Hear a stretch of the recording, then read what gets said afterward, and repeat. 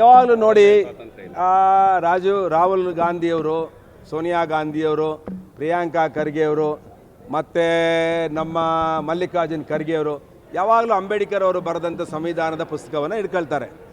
ಸಂವಿಧಾನ ಅಂದ್ರೇನು? ಸಮಾನತೆ ಮತ್ತು ಈಕ್ವಾಲಿಟಿ ಬಗ್ಗೆ ಮಾತಾಡ್ತಾರೆ, ರಿಸರ್ವೇಷನ್ ಬಗ್ಗೆ ಮಾತಾಡ್ತಾರೆ. ಆದರೆ ಕಾಂಗ್ರೆಸ್ನಲ್ಲಿ ಇವತ್ತು ಡಿ ಕೆ ಶಿವಕುಮಾರ್ ಅವರು ಅಸೆಂಬ್ಲಿ ಒಳಗಡೆ ಬಹಳ ಜೋಶಲ್ಲಿ ಬಹಳ ಹೃದಯದಿಂದ ಮಾತಾಡಿದ್ರು. ಏನಂದ್ರೆ ನಾನು RSSನ ಶಾಖೆಗೆ ಹೋದಂಥವನು, ನನಗೆ RSS ಗೀತೆ ಗೊತ್ತಿದೆ ಅಂತೇಳಿ ಸದಾ ವತ್ಸಲೆ ಅಂತ ಒಂದು ಮಾತೃಭೂಮಿ ಅಂತೇಳಿ ಮಾತೃಭೂಮಿಗೆ ನಮಸ್ಕಾರ ಮಾಡುವಂಥ ಒಂದು ಗೀತೆಯನ್ನು ಆಡಿದ್ರು. ಅವ್ರಿಗೆ it's a rights, everybody have a rights I said in the assembly, it has been in the record. ಅದಾದಮೇಲೆ ಈ ಹರಿಪ್ರಸಾದ್ಗೆ ಏನು ಮೆಣಸಿನಕಾಯಿ ಹಿಡ್ಕೊಂಡ್ರೋ ಗೊತ್ತಿಲ್ಲ, ಏನು ಗೂಟ ಹೊಡ್ಕೊಂಡ್ರೋ ಗೊತ್ತಿಲ್ಲ, ಮಲ್ಲಿಕಾರ್ಜುನ್ ಖರ್ಗೆ ಅವ್ರಿಗೆ ಏನಾಯಿತೋ ಗೊತ್ತಿಲ್ಲ. ಏನು ತಪ್ಪು ಹೇಳಿದ್ದಾರೆ ಡಿ ಕೆ ಶಿವಕುಮಾರ್ ಅವರು? ಮಾತೃಭೂಮಿಗೆ ನಮಸ್ಕಾರ ಮಾಡೋದು ತಪ್ಪ? RSS ಗೀತೆ ಒಳಗಡೆ ಏನು ಅದರಲ್ಲೇನಿದೆ? ದೇಶ ವಿಭಜನೆ ಮಾಡುವಂಥ ಇದೆಯಾ? ಕೋಮುವಾದ ಮಾಡುವಂಥ ಇದೆಯಾ ಗೀತೆ ಒಳಗಡೆ? What it is there in that? ಏನಿದೆ ಅದರೊಳಗಡೆ? ನೀವೇ ಹೇಳಿ, ಏನಿದೆ ಅದರಲ್ಲಿ? ಆ ಗೀತೆ ಒಳಗಡೆ ಏನಾದ್ರು ದೇಶ ವಿಭಜನೆ ಮಾಡುವಂಥದ್ದಿದ್ರೆ, ಕೋಮು ಭಾವನೆಗಳನ್ನು ಹತ್ತಿಕ್ಕುವಂಥದ್ದಿದ್ರೆ, ಬೇರೆ ಏನಾದ್ರು ಇದ್ದರೆ, ಇಲ್ಲ ಕಾಂಗ್ರೆಸ್ಗೆ ಏನಾದರೂ ಬೈದಿದ್ರೆ ಆ ಗೀತೆ ಸರಿಗಿಲ್ಲ ಅಂತ ಹೇಳೋದು. ಗೀತೆ ಆಡಿದಷ್ಟೇ ಅವರು, RSS ಬಗ್ಗೆ ಏನು ಮಾತಾಡಲಿಲ್ಲ. ನನಗೆ RSS ಗೊತ್ತಿದೆ, ಆ ಗೀತೆ ಗೊತ್ತಿದೆ ಅಂತ ಹೇಳಿದ್ರು. ಆ ಗೀತೆಗೇ ಇಷ್ಟೊಂದು ಕಾಂಟ್ರವರ್ಸಿ ಮಾಡ್ಕೊಂಡು ಡಿ ಕೆ ಶಿವಕುಮಾರ್ ಅವ್ರಿಗೆ ಅವಮಾನ ಮಾಡಿ ರಾಜೀನಾಮೆ ಕೊಡೋವಂಥ ಪರಿಸ್ಥಿತಿಯನ್ನು ನಿರ್ಮಾಣ ಮಾಡಿ, ಇಲ್ಲ ಅಂದರೆ ಪಾರ್ಟಿಯಲ್ಲಿ ರಾಜಣ್ಣಗೆ ಬಂದಂಥ ಪರಿಸ್ಥಿತಿ ಬರುತ್ತೆ ಅಂತ ಎದುರಿಸಿ ಅವ್ರನ್ನ ಕ್ಷಮೆ ಕೇಳ್ತಿರೋದು ಅಕ್ಷಮ ಅಪರಾಧ. ನಾವು ಡಿ ಕೆ ಶಿವಕುಮಾರ್ ಅವ್ರನ್ನ ಜೊತೆ ಇದ್ದೇವೆ. ಡಿ ಕೆ ಶಿವಕುಮಾರ್ ಅವರು ಯಾವಾಗಲೂ ಮನಸ್ಸನ್ನು ಹೃದಯದಿಂದ ಮಾತಾಡಿದ್ರೆ ಅದನ್ನು ಸ್ವಾಗತ ಮಾಡ್ತೇವೆ. ಕಾಂಗ್ರೆಸ್ನವರು ಗುಲಾಮ್ಗಿರಿ ಮಾಡಿದಂಥವ್ರು, ಈ ದೇಶವನ್ನು ಗುಲಾಮ್ಗಿರಿಲಿಟ್ಟಂಥವ್ರು. ಮಾತೆತ್ತರೆ ಗೋಡ್ಸೆ ಬಗ್ಗೆ ಮಾತಾಡ್ತಾರೆ. ಗೋಡ್ಸೆಗೂ ನಮಗೂ RSSಗೂ ಏನು ಸಂಬಂಧ ಇದೆ? ಯಾವಾಗಲೂ ಅದನ್ನು ತಂದು ಲಿಂಕ್ ಮಾಡ್ತಾರೆ. ಅಂದರೆ ನಾವು ಒಂಥರ ಕೋಮುವಾದಿಗಳು ಮತ್ತು ಸ್ವಾತಂತ್ರ್ಯದಲ್ಲಿ ಭಾಗಿಯಾಗದಲ್ಲಿರೋರು, ಸ್ವಾತಂತ್ರ್ಯ ತಂದುಕೊಟ್ಟಂಥವ್ರನ್ನ ಸಾಯಿಸ್ತಂಥವ್ರು ಅಂತ ಗೊಂದಲಗಳನ್ನು ಮೂಡಿಸುವಂಥದ್ದನ್ನ ಕಾಂಗ್ರೆಸ್ ಯಾವಾಗಲೂ ಮಾಡುತ್ತೆ. ಭಾರತ ದೇಶದಲ್ಲಿ RSS ಕೂಡ ದೇಶಕ್ಕಾಗಿ ಕೆಲಸ ಮಾಡಿದೆ. ಇವತ್ತು ದೇಶ ಏನಾದರೂ ಸುಭಿಕ್ಷವಾಗಿದೆ, ಹಿಂದೂಗಳ ರಾಷ್ಟ್ರದಲ್ಲಿ ಹಿಂದೂಗಳು ಸುಭಿಕ್ಷವಾಗಿದ್ದಾರೆ, ನೆಮ್ಮದಿಯಾಗಿದ್ದಾರೆ ಅಂತ ಹೇಳಿದ್ರೆ ಅದು ಒನ್ಲಿ ಸಾಧ್ಯ RSS ಮತ್ತು BJP. ಅಲ್ಲ, ಅದು ಕಾಂಗ್ರೆಸ್ ಮನೋಧರ್ಮ, ಕೊಳುಕು ಮನೋಧರ್ಮಗಳನ್ನು ಮಲ್ಲಿಕಾರ್ಜುನ್ ಖರ್ಗೆ ಅವರು ಇರ್ಬೋದು, ಸೋನಿಯಾ ಗಾಂಧಿ, ರಾಹುಲ್ ಗಾಂಧಿ ಅವರು ಇರ್ಬೋದು. ಅವ್ರಿಗೆ ನಮ್ಮ ದೇಶದ ಪರಂಪರೆನೇ ಗೊತ್ತಿಲ್ಲ. ಸೋನಿಯಾ ಗಾಂಧಿ ಏನು ಗೊತ್ತ್ರಿ? ಶಿ ಹ್ಯಾಸ್ ಕಮ್ ಫ್ರಮ್ ಇಟಾಲಿದ ಸಂಸ್ಕೃತಿನ ಇಲ್ಲಿ ಏರಕ್ಕೆ ಬರ್ತಾರ ಆ ಎಮ್ಮ. ಈತ ರಾಹುಲ್ ಗಾಂಧಿ ಅಡಬಡಂಗಿ ಇವ್ರಿಗೆ ಏನು ಮಾತಾಡಬೇಕು ಅನ್ನೋದೇ ಗೊತ್ತಿಲ್ಲ. ಅದರಿಂದ ನಾನು ಡಿ ಕೆ ಶಿವಕುಮಾರ್ ಅವ್ರ ಬಗ್ಗೆ ಸಿಂಪತಿ ಇದೆ. ಆದರೆ ಡಿ ಕೆ ಶಿವಕುಮಾರ್ ಈ ರೀತಿಯ ಗುಲಾಮ್ಗಿರಿ ಒಳಗಡೆ ಸೇರ್ಕೋಬಾರ್ದು ಅನ್ನೋದು ನಮ್ಮ ಒಂದು.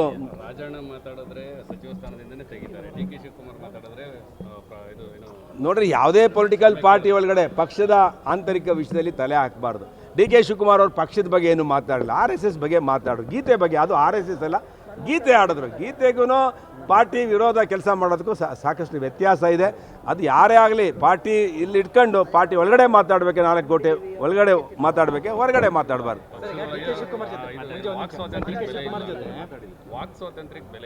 ಇಲ್ಲ, ಎಲ್ಲ ಪೊಲಿಟಿಕಲ್ ಪಾರ್ಟಿಯಲ್ಲೂ ವಾಕ್ ಸ್ವಾತಂತ್ರ್ಯದಲ್ಲಿ ಅಂದರೆ ಗೋಡೆ ಮಧ್ಯದಲ್ಲಿ ಮಾತಾಡಪ್ಪ, ಆಚೆ ಮಾಡಬೇಡ ಅಂತ ಹೇಳ್ತಾರೆ. ಮಾಧ್ಯಮದಲ್ಲಿ ಹೋಗಿ ಹೇಳ್ಬೇಡ ಪಕ್ಷದ ವೀಕ್ನೆಸ್ಗಳನ್ನ ಅಂತ.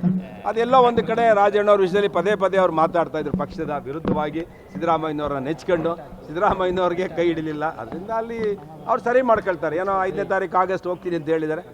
ರಾಜಣ್ಣವ್ರು ಸರಿ ಮಾಡ್ಕೋಬಹುದು, ನನಗೆ ಗೊತ್ತಿಲ್ಲ.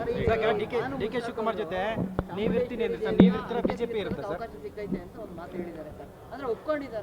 ಯಾವ್ದನ್ನ ಏನು ಅರಿಕೆ? ನೋಡ್ರಿ, ನಾನು ಪದೇ ಹೇಳ್ತೀನಿ, ಸಿದ್ದರಾಮಯ್ಯನವರು ಹಿಂದೂ ಧರ್ಮದ ಮೇಲೆ ಪದೇ ದಾಳಿಯನ್ನು ಮಾಡ್ತಾರೆ. ಮೊದಲು ಅವರು ನಾಸ್ತಿಕ ಇದ್ದಂಥ ಬರಗೂರು ರಾಮಚಂದ್ರಪ್ಪನ ಕರ್ಕೊಂಡು ಹೋದ್ರು. ಆತ ದೀಪನೇ ಹಚ್ಚಲ್ಲ ಅಂತ ಹೇಳ್ತಾನೆ. ಒಬ್ಬ ನಾಸ್ತಿಕನ ಯಾಕೆ ಕರ್ಕೊಂಡು ಹೋಗ್ಬೇಕು? ಹಿಂದೂ ಧರ್ಮ ಅಂದರೆ ನಂಬಿಕೆ ಮೇಲೆ. ಚಾಮುಂಡೇಶ್ವರಿ ಅಂದರೆ ನಾಡದೇವತೆ ಅಂದರೆ ಒಂದು ನಂಬಿಕೆ. ಆ ನಂಬಿಕೆಯನ್ನು ಇಟ್ಕೊಂಡು ಪೂಜೆ ಮಾಡೋರಿಗೆ ಮಾತ್ರ ಅಲ್ಲಿ ಯೋಗ್ಯತೆ ಇರುತ್ತೆ, ಅಲ್ಲಿ ಹೋಗೋಕ್ಕೆ ಅವಕಾಶ ಇರುತ್ತೆ.